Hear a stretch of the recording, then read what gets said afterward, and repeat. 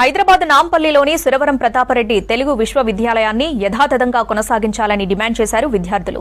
ఆద్యకళ పేరుతో మాజీ ఆచార్యులు జయధీర్ తిరుమలారావు ఆధీనంలో ఉన్న వర్సిటీ భవనాలు, గదులను వెంటనే ప్రభుత్వం స్వాధీనం చేసుకోవాలని ప్లకార్డులతో నిరసన చేశారు. కళలు, సంస్కృతి, తెలుగు భాష వ్యాప్తి కోసం స్థాపించిన యూనివర్సిటీని కాపాడాలని, ప్రైవేట్ వ్యక్తులకు ఆస్తులు, భవనాలు అప్పగించవద్దని కోరారు.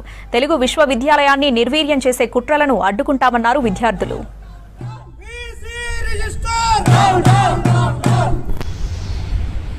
తెరువు వస్తే సూరవరం ప్రతాపరెడ్డి యూనివర్సిటీ సురకత్తై మండాలిరా కళలన్నీ కలిసి లడాయికే సిద్ధమై లలిత కళలన్నీ కలిసి లడాయికే సిద్ధమై లలిత కళలన్నీ కలిసి లడాయికే సిద్ధమై ఖబర్దార్ సురవరం ప్రతాపరెడ్డి యూనివర్సిటీ తెరవస్తున్న అధ్యాపకులారా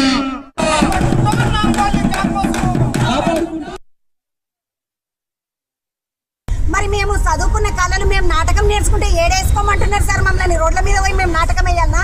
ఇక్కడ ఉన్నటువంటి కళా మండపం ఉంది, ఎన్టీఆర్ కళా మండపం ఉంది. ఎన్టీఆర్ ఆడిటోరియం ఏదైతే ఉందో అక్కడ మేము ప్రోగ్రామ్స్ చేసుకుంటాం. అది ఫస్ట్ ఫ్లోర్లోనే ఉంది. తర్వాత ఇక్కడ థియేటర్ వాళ్ళు కానివ్వండి, పీజీ కోర్సులు చేస్తున్నటువంటి ఫిలిం డైరెక్షన్ వాళ్ళు కానివ్వండి, బీ డిజైన్ చదువుకుంటున్నటువంటి పిల్లలు కానివ్వండి, వాళ్ళందరూ కూడా కింద ఉన్నటువంటి స్టూడియో ఉంది. మాకు ఒక స్టూడియో ఉంది, ఆడియో విజువల్ స్టూడియో ఉంటుంది. ఆ స్టూడియోలో మేము మొత్తం మా ప్రయోగాలన్నీ చేసుకుంటాం, మా వీడియో రికార్డింగ్లు చేసుకుంటాం, మేము ఎడిటింగ్లు చేసుకుంటాం. మరి ఇవన్నీ మీకే ఇచ్చేస్తే సార్ మేము ఏడ చదువుకోవాలి? మ్యూజియం పెట్టుకోవాలనుకుంటే సార్ పర్సనల్గా మ్యూజియం పెట్టుకోవద్దు సార్, గవర్నమెంట్కి ఇచ్చేసేయాలి.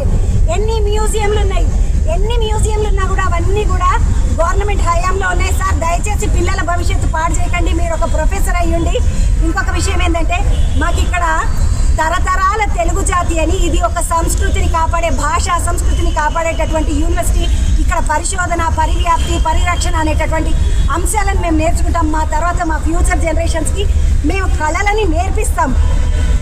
ఇక్కడ ఉన్నటువంటి మా పెయింటింగ్స్ అన్నీ చాలా కాలం కిందటి పెయింటింగ్స్ అన్ని మరి మేము ఎక్కడ పెట్టుకోవాలి సార్? 2500 మంది స్టూడెంట్స్లో 500 మంది ఇక్కడ ఉంటారు.